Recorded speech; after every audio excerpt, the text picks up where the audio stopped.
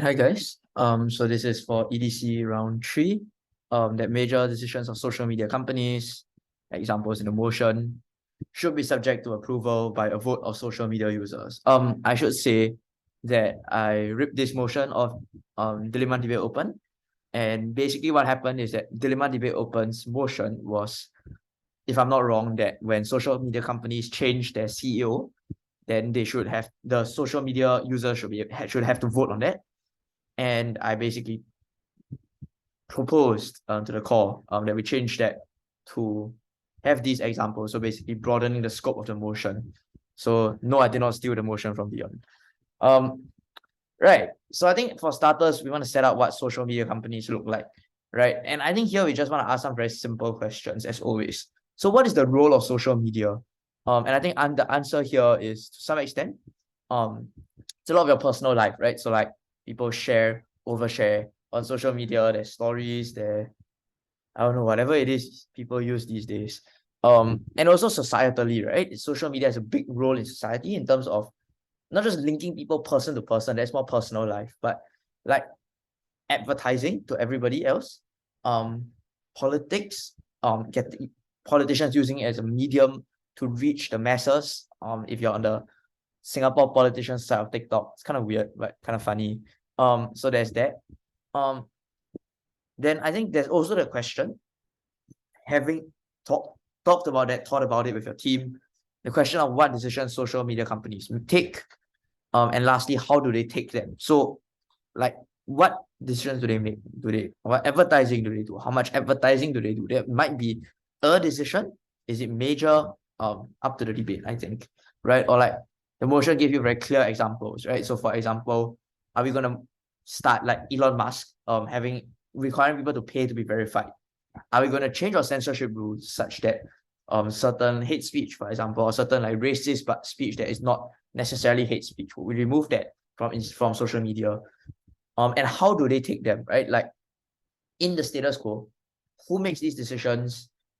What kind of transparency is there, if any? What incentives do they have when they make these decisions? I think all of these are things that you might want to trash out. And the thing is, when you think about this through, right, there will be a range of different answers. So for example, if I ask you, what are the incentives of social media companies making these decisions? A lot of people will very quickly jump to, well, they just want money. Sometimes there might be a political reason behind it, right? And this is actually quite critical. If you look at Twitter, for example, Elon Musk clearly has a political thing going in the way he makes these decisions. If you look at Silicon Valley, a fairly liberal area, a lot of very educated, very liberal tech people. Does that mean that social media companies need to be concerned about the reactions that these groups of people would have? So even an issue like incentives of social media companies is not something that is clear cut just because company equals profit greedy only, right? And also, in the prep, I would really throw all of these out so that I'm aware of which incentives I have to deal with and explain why they don't exist or are less important as compared to my incentives. So even if they're clashing and don't help my argument, I still want to be cognizant of it so that I can figure out a plan to deal with them. Yeah. So the vote. So first, what are people voting on, right? And this has to do with basically determining what these major decisions are. What does it mean to be subject to approval? And this is really important because at least in my room, I think quite a few rooms at EDC, mistakes were made, and like this was quite commonplace apparently, which could be the way we worded the motion, and then I have to take responsibility for that. But I also do think that it is an interpretation issue and a motion I thought was fair. So the question is, if I told you that something is subject to approval by vote, I think the very clear interpretation of that is if the vote doesn't go through, then the vote doesn't approve the decision, then the decision can't happen, right? And that, I think, is a fairly clear interpretation of the motion. So what happened in a lot of rooms was that there was this issue of the vote and the ignorance of the word subject to approval. So it ended up being like a feedback mechanism, which is not really what the debate is meant to be about.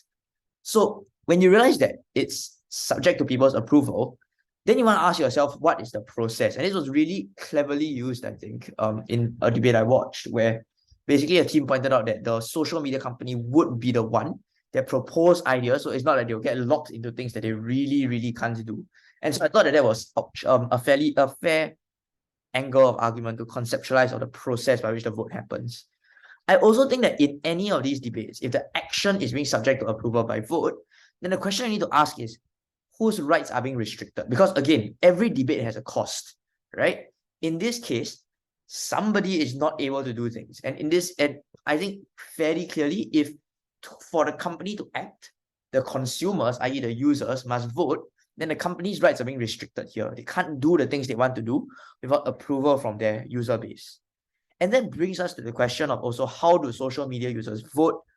And consequently, what do you want in the voting process, right? So I think there was an interesting discussion in my room about whether you want to have kind of steps in place to vote. So like it's not as easy as clicking a random button so that you won't be trolling when you're voting.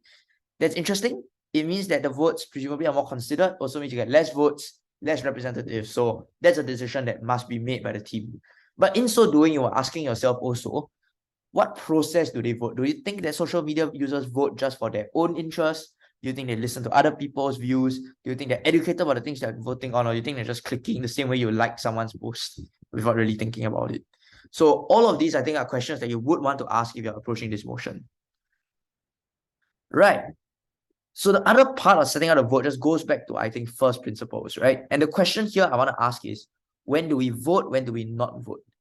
So I think if you look at vote, right, the easiest way to start thinking about this is to just pull it back to the most common basis of voting, by which we limit someone else's right to do what they want, i.e. the government, right? And so why do we give people the vote over the government?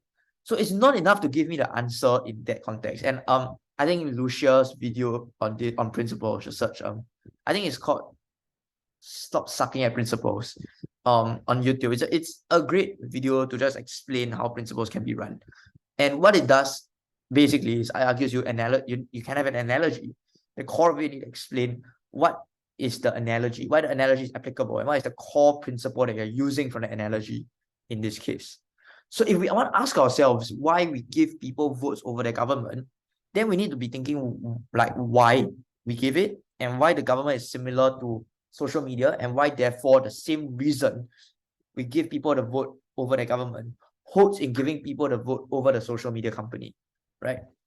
And so these are just some ideas I'm throwing. I'm not saying that they're particularly good ideas necessarily, but there's a discussion to be had, right, about the power that the government holds over you, the kind of impact on lives that they have that no one else can have, the contribution that people make to the government, to the state, to the country.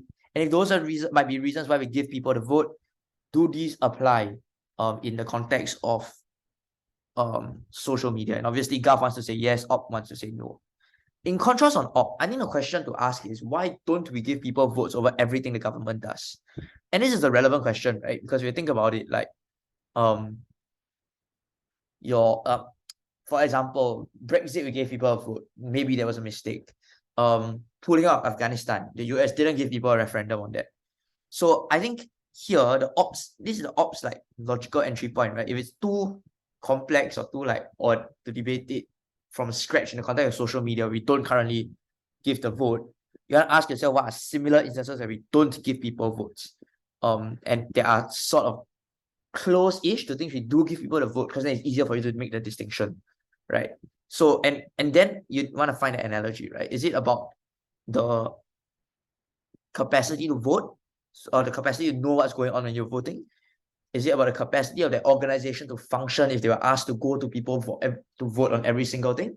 All of these may be legitimate reasons why we use representative democracy, i.e. you vote for your MP and MP votes on things for you, instead of direct democracy, i.e. you just vote on all the final policies and bills.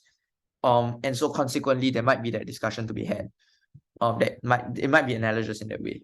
But also, I think you want to ask whether social media companies are analogous to governments. So that would go at the core of the Gov principle, right? And you can prove that they're different, then the Gov's analogy by government will fall. Or more pertinently, you use that as the in-route to explain why the reasons government gives are different. So like if government said, well, we think social media companies have a lot of power over their people, and consequently it's only right that the people have the vote, the idea that a social media company is different is how you go, no, they don't have that much power. The power that they have is not equivalent or does not necessitate or should never necessitate you to give the vote to the public, right? So I think that's where thinking about social media companies being disanalogous comes in. So my point here is there is no point in you going, no, we think social media companies are just different from governments and they laundry list a bunch of characteristics.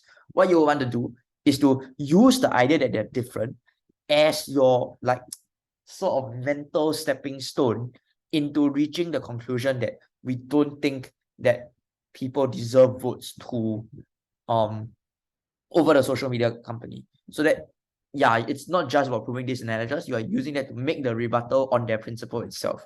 It's like principle is power, in principle is contribution. You make that rebuttal. You make the rebuttal on against those reasons, right? So this is important.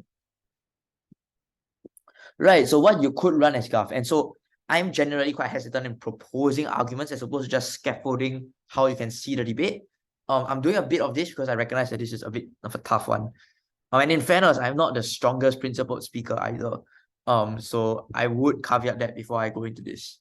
But yeah, possible Gov principle starts from why we must give people the vote over the government, and a very traditional answer to this is, well, because the government holds so much power over us, right? They take our rights in terms of taking our tax, like lay a claim over our property, they potentially take away our freedoms, and consequently, the argument will go, that's why we currently give people the vote over the government. So if I've isolated power as the reason, power the government holds over me as the reason why I should be able to vote on them so that I can check against that power that is being used. Hell, then the question is why the power that social media companies hold over me is similar, right? So that would probably, if I say the government is taking a right to property, you might well argue that social media is front and center to people's right to identity, right? Which is property is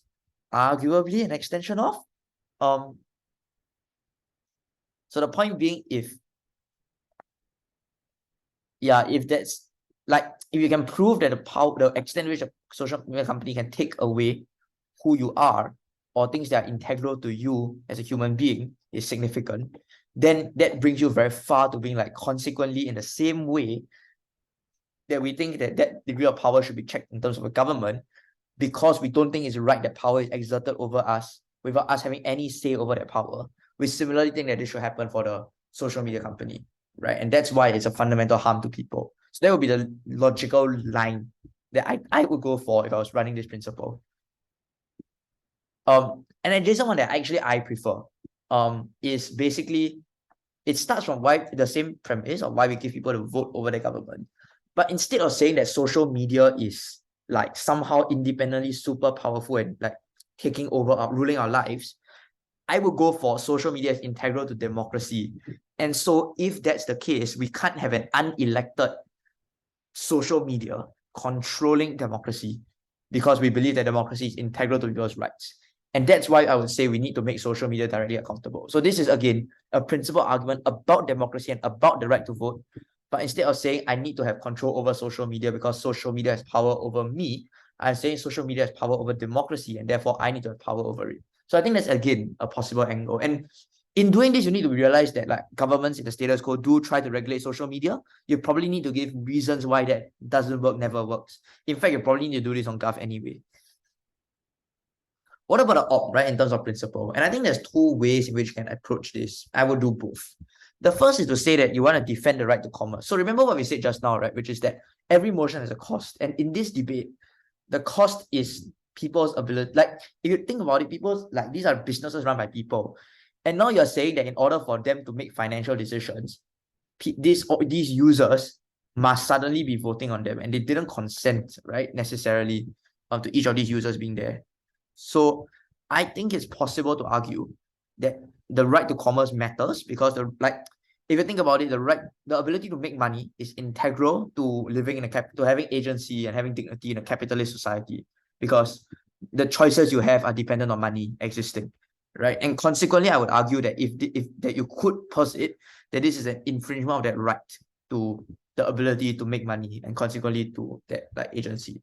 Now, the really important thing to note is that this argument is not going to win you the debate in itself. And the reason for that is that we always have been willing to restrict the right to commerce, right? Like you can't lie to people about your product you're advertising, or at least we would generally say that you shouldn't.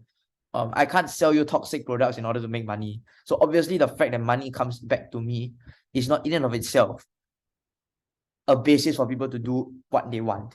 But I would run it as an argument to say, look, this is why, like you can't just anyhow say that there's a lot of like harm and therefore we should vote. We are very restrictive in the way in which we restrict this right to commerce. And from there, then, only then, I will introduce my rebuttals about why this power thing is not sufficient. So I will use this right to commerce thing as sort of a underlying thing, because the reason is you don't just want to be disproving their principle. This idea of a right to commerce makes it a moral harm that they are over imposing the principle on that side, as opposed to just being like, no, I don't think that there's the right to that is that powerful. There's no harm to that argument in itself. So that's why I would bulwark it with a discussion of why people have the right to make these decisions. But also, I think the other way you can go about it is to be like, look, these fellas don't deserve the vote, because we don't think that they have the capacity to make these decisions.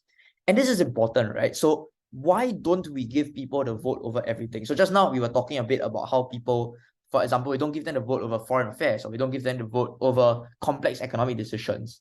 And why? And so often the reason you give is that because they don't know how to vote, right? They don't know what's happening. And the problem is that when you stop there, and often teams, especially, I think, like a bit carelessly, end up saying things like, well, they're not educated, therefore they don't know. Or like they're a lower SES, therefore they don't know. And I think these arguments, I mean, some would say that they verge on inequitable. I think more pertinently, they're just very overgeneralized and a very poor way to treat people in our community or think about people in our community, right? So it's more to do with the fact that, for example, like it's a bit of a phrasing issue, a bit of a way you see it issue, which is that you don't have the time to get educated, to get aware of all of these things, right? I don't want to use the word educated because it's start having double meanings, or like genuinely the theories involved are just beyond the reach of overwhelming number of people, not just like plucking out a particular disprivileged group and being, look, they don't know, right? Most of us, I couldn't tell you the first thing about like whether particular free trade policy should pass. The important thing to note though is telling me that people don't understand does not immediately equate to therefore they should not be voting. There is an intermediate principle gap you need to fill in as to why not knowing what's going on means you shouldn't vote. And the way I would fill it is to ask, what do we consider to be good decisions, right? And in so many other walks of that debates, we talk about informed choice and what you're trying to do. And why do we care about informed choice? Because if not, like I would posit, because you don't know whether your decision is going to be good at the end of the day. So that process is all that matters. But also, if you're making information on like poor, like misinformation, then your decision doesn't have moral weight, right? Because it's not like you're not actually being given a chance to consider what will happen moving forward. Yeah, it's basically the effect of fake news. So if you can push that direction, if you can use that to argue that this is an uninformed choice, and we think that uninformed choices don't have as much value, then you are able to prove that not knowing how to vote or not knowing what's going on is equivalent to uninformed choice, and therefore connotes not having the right to vote. So I think that that's basically the odd principle that you can push. So apart from all of this discussion on principle, and I'm going to this more because at least in the room I watched and what I heard, there generally wasn't that much issue going into like what happens to the social media. There's a question of whether people make good decisions, and remember here the comparative is whether social media companies make better decisions than the people. So this goes into like so this is a characterization battle, and I think we've covered in other videos how to win those characterization battles. We've also covered it a bit in the intro, right? Talking about the incentives of each actor, the capacity, what do they know? And I think importantly here, you want to have impacts of what some of these good decisions could be, whether it's on censorship, for example, user experience, for example. Secondly, I think there's a separate question of whether investors would trust people to make good decisions. And I think this is actually following off that commerce thing we were talking about just now, because if we don't trust people, if investors don't trust people to make good decisions, then presumably you're not going to want to invest in a social media company, right? If your ability to get return on that investment it's dependent on the random public. And I think opt can very easily link this to the user experience being worse if there's no investment going into that company. Consequently, less R&D, for example, less innovation, more likelihood of them having to try to charge users, or like platforms getting worse in general. If they have less money, people don't want to like work there, the cream of the crop move away from social media. I think all of those discussions can be had as a consequence of having the viability and the future of the social media company determined by the public. So finally, how do you win? And so this doesn't matter how people vote. I really think it depends on the teams. Because if a team decides to hinge a lot of their arguments on we are going to get better censorship, we are going to get a better user experience, then it really depends whether people vote responsibly or not. And if Gov can't prove that people vote responsibly, they'll lose. Similarly, if Ops hinges themselves on being like, for sure, all these majorities are going to vote horrible things for minorities, then they'll be dependent on really proving how people vote. But there's a way to move away from this, and that is the principle discussion, right? Which is, if you can prove that the right to choice matters, or the right to, or this, giving these people this choice is an infringement on other people's rights, you could say that that is more important than outcomes. And these are just some things that I think you can think about, right? What do people prefer? Because if Gov is arguing that the right to choice matters, Op could very well argue, I think, that people would prefer to have a better social media company than to have the vote over the social media company. And if that's true, then this might well deal with the Gov principle and move the debate into outcomes, an outcomes-based discussion. Or you could well ask, like, is one the prerequisite of the other? So Gov might well argue that like the ability to have good outcomes is dependent on democracy happening and working, and consequently, even on a pragmatic basis, in order to prevent like these corporations running away with the social media company and running away with democracy, having disproportionate power over democracy, that's why the right to choice comes first. So I think all of these are possible weighing mechanisms, and chances are, I think in a better room, this is what is going to determine the debate. So yeah, that's it for this presentation. As always, if there's questions, try to drop in the comments, contact me if you through my kids or something. Yep, thanks.